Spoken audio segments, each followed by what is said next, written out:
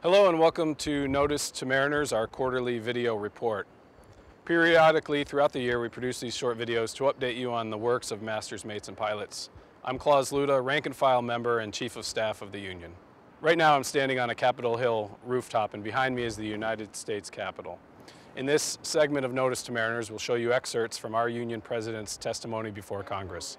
In September, Don Marcus testified before a congressional committee on behalf of all of maritime labor, not just masters, mates, and pilots, on the importance of topics ranging from the carriage of liquefied natural gas aboard U.S. flag vessels to the Jones Act.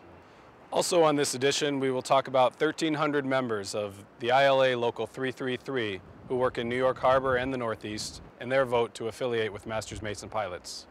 On the other side of the country, we will update you on our battles on two rivers in the Northwest that resulted from lockouts at grain terminals in Oregon and Washington State.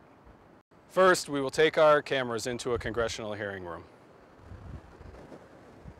Our maritime unions strongly support H.R. 5270, the Growing American Shipping Act, which encourages the use of LNG U.S. flag vessels. We urge Congress to allow foreign-built LNG vessels to be documented under the U.S. flag in order to engage in our international export trade, provided that they meet international standards for vessels entering U.S. waters.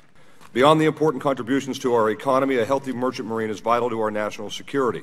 Throughout our history, our nation has relied on U.S. flag commercial vessels crewed by American merchant mariners to carry troops, weapons, and supplies to the battlefield.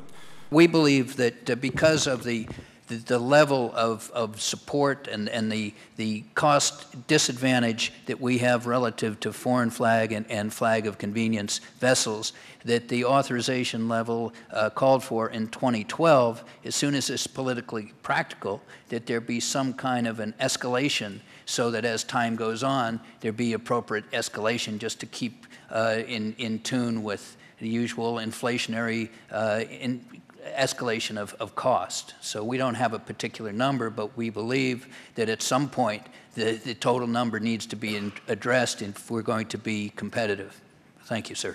Despite the setbacks of the recent past and the ongoing challenges, a strong maritime foundation endures, especially in coastwide trades that has remained protected under the Jones Act. During September and October, the members of ILWU Local 333 voted by mail ballot on a proposed merger with masters, mates, and pilots.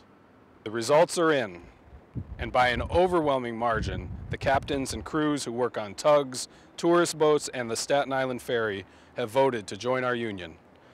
However, Local 333 will only become a part of our union if current members of the masters, mates, and pilots also approve the affiliation. Now, from the Northeast, let's go to the Northwest. Many of our members in the Northwest were caught in the middle of a 17-month dispute between the ILWU and grain terminal operators. This conflict between labor and management was at a stalemate for far too long. Enough was enough.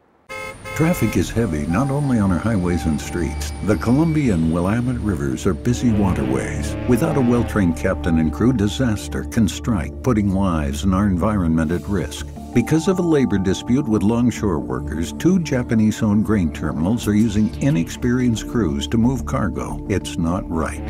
Sign the petition at savenwrivers.com. A message from the Inland Boatmen's Union and the International Organization of Masters, Mates, and Pilots. Our union, along with members of the Inland Boatmen's Union, over the summer applied pressure for a settlement by running advertisements on radio and in local papers, by rallying environmentalists and members of the local community to our cause, and through outreach to political leaders.